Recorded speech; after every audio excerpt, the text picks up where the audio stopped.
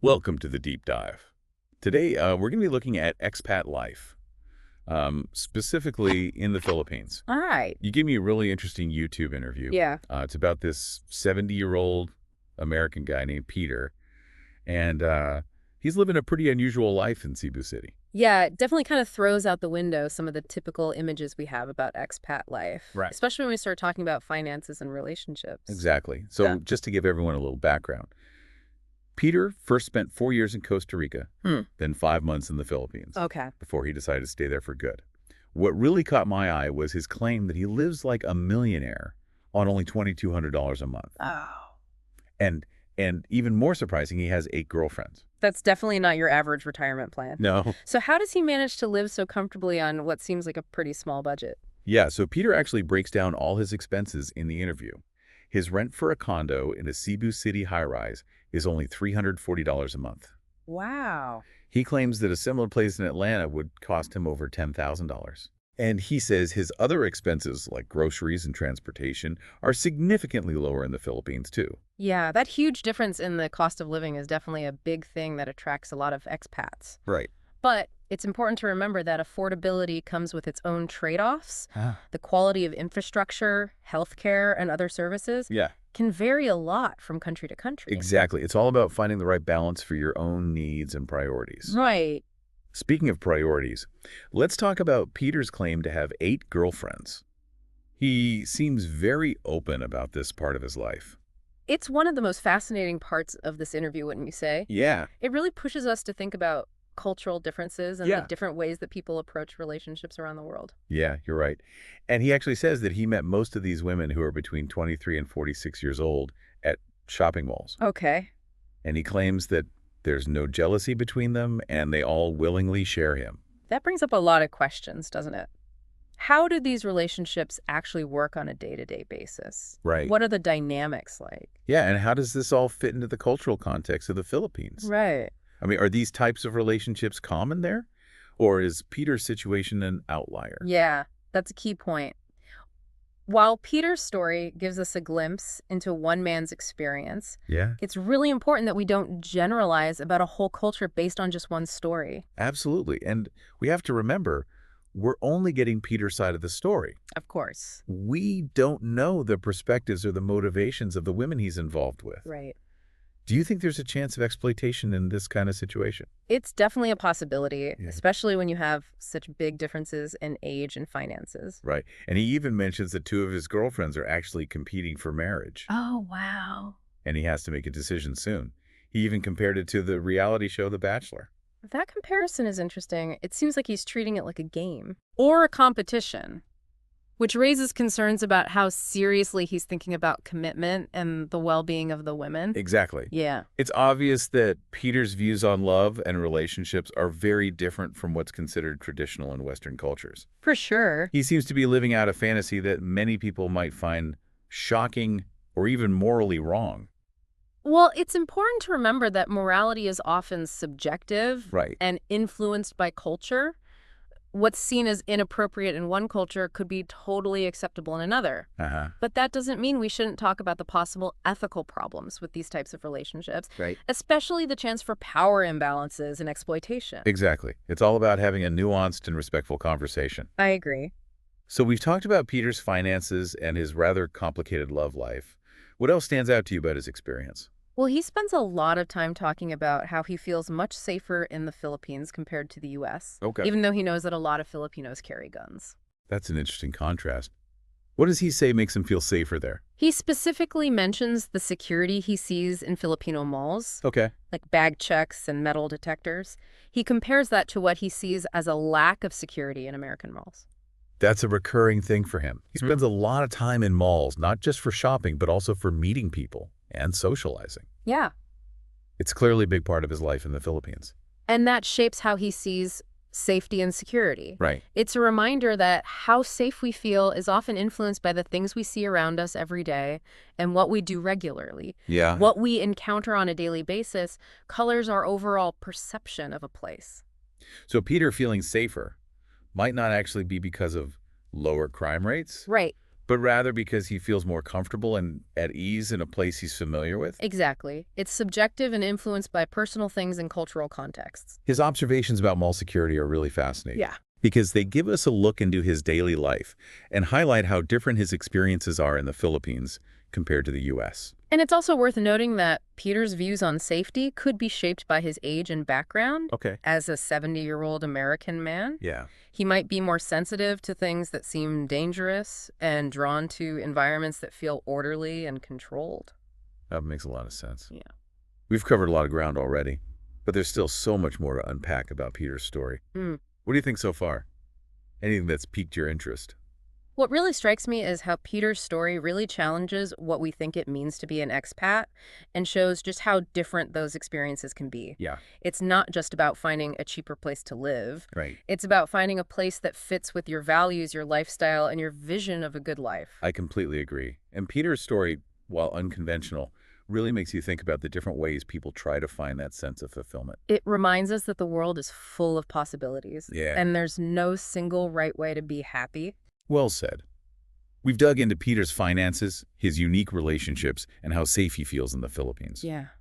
But there's still a lot more to explore, especially the bigger effects of his choices and the ethical things to consider. For sure. We'll keep going deeper into Peter's world in the next part of this deep dive. Stay tuned. Okay. Welcome back to the deep dive.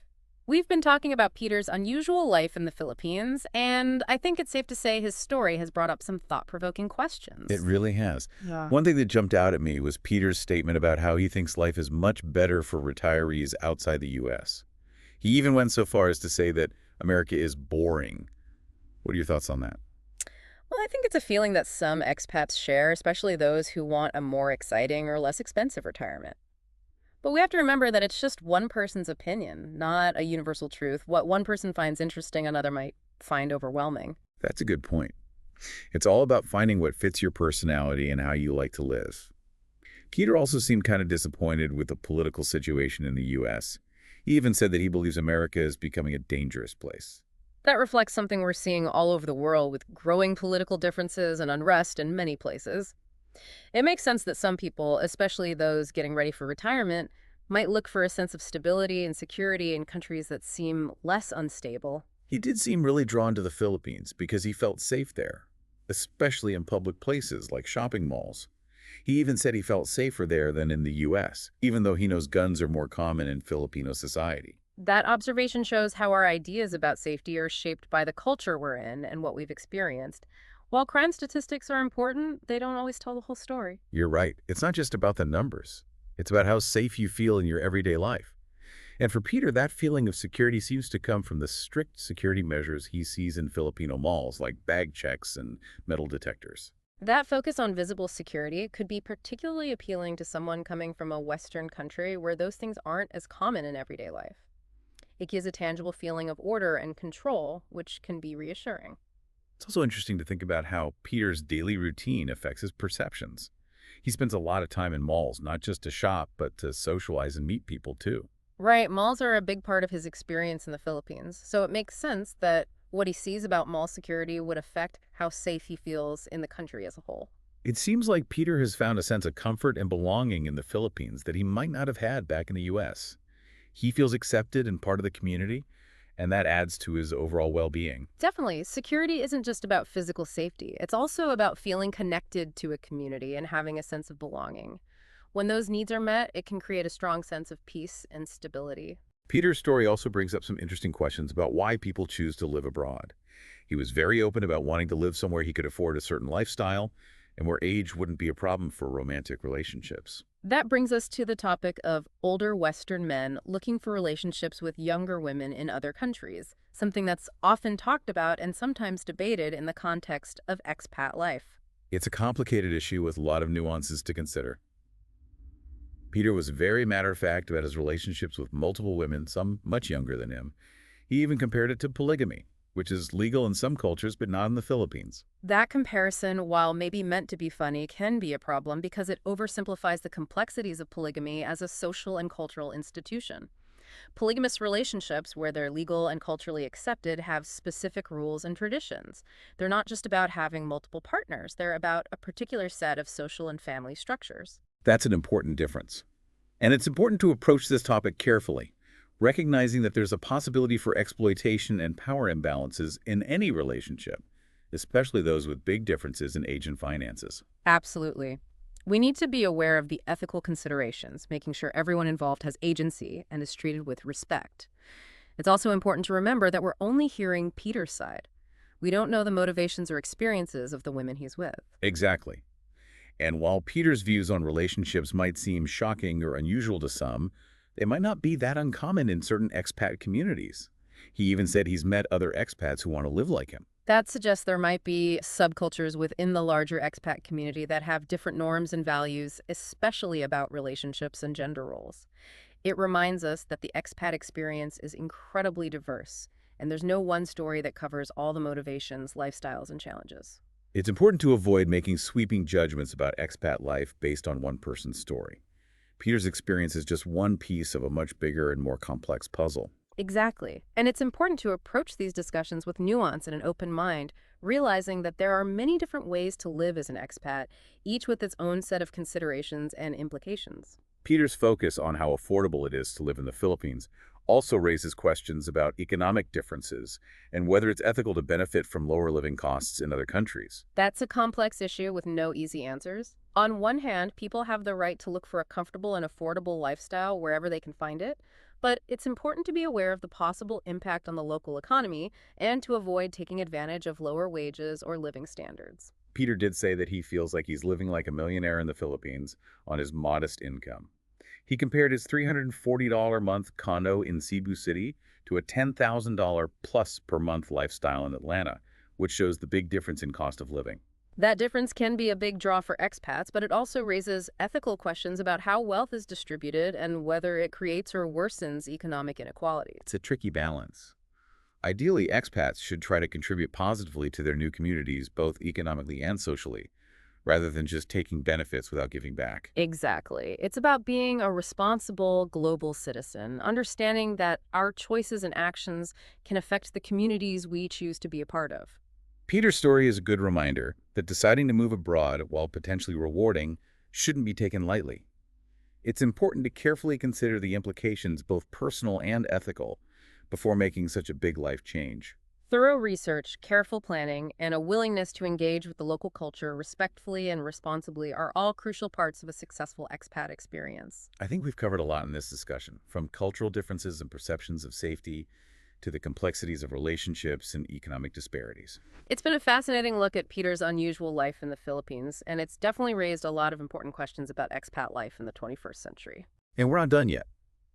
In the final part of our deep dive, we'll go even further into the ethical considerations of Peter's choices and explore what his story tells us about the bigger trends shaping expat life today.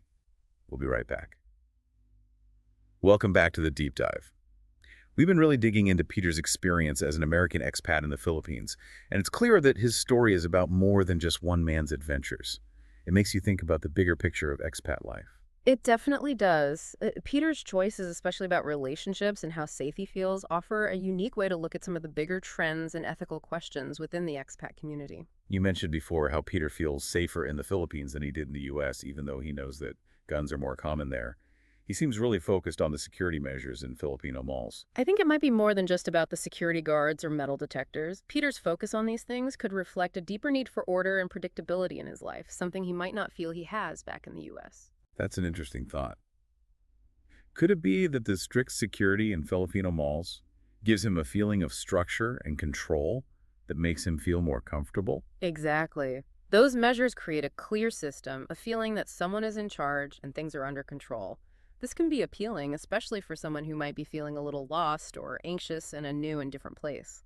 It also connects back to what we were talking about earlier about Peter feeling like he belongs in the Filipino community. Hmm. Maybe that feeling of acceptance and being part of the community helps him feel safe, even though there are more guns around. Absolutely. When we feel like we're part of a group, when we have connections and people to support us, we tend to feel less vulnerable and better able to deal with threats. It's not just about physical safety, it's also about feeling good mentally and socially connected. This brings up a really interesting part of the expat experience that we haven't really talked about yet, the way globalization and increased mobility affect how people see things and the choices they make. Peter's decision to move to the Philippines, even though it seems unusual, is actually part of a bigger global trend. You're right. We're seeing more and more people choosing to retire or work abroad because of things like lower costs of living, wanting adventure, or just wanting something new. This increased mobility is changing cultures and creating new chances for people from different cultures to interact. And it's also giving us new challenges, right? Absolutely. As more people move across borders, we need to be more aware of being sensitive to different cultures, behaving ethically, and the responsibilities we have as individuals living and working in other countries. Peter's story, even though it's unique, gives us a good example to study these complicated issues. For example, his relationships with multiple younger women bring up questions about power dynamics, consent, and the potential for exploitation. These are touchy subjects, but they're important to talk about, especially as relationships between people from different cultures become more common. It's about making sure that everyone involved has a choice and that these relationships are based on mutual respect and understanding no matter what their age or culture is. Peter's story also shows how important economic responsibility is. While there's nothing wrong with looking for a cheaper lifestyle, we need to be aware of how it might affect the local community and avoid adding to or making existing inequalities worse. It's about being a responsible global citizen, thinking carefully about what we do, and trying to make a positive impact on the places we choose to live. I think it's safe to say that our deep dive into Peter's world has been really eye-opening, to say the It least. definitely has. His story, although unusual, has made us think hard about some important things related to expat life relationships between people from different cultures and the ethics of living in a globalized world. It reminds us that the choices we make affect other people, and that when we look for personal happiness, we should always think about being responsible towards others. That's an important point. It encourages us to approach living abroad and really any interaction with people from other cultures with humility, empathy, and a willingness to learn and grow from those experiences. Peter's story is just one example of the many ways people are dealing with the complexities of a globalized world. Yeah. It reminds us that there are many different ways to find fulfillment, and that each of those paths has its own challenges and responsibilities. Well said. Thanks for joining us on this deep dive into the world of expat life. We hope this conversation has given you some new things to think about and encouraged you to think more critically about the choices we make and the impact we have on the world around us. And remember, this is just the beginning of the conversation. We encourage you to keep exploring these ideas and to talk to others about the complicated nature of our interconnected world.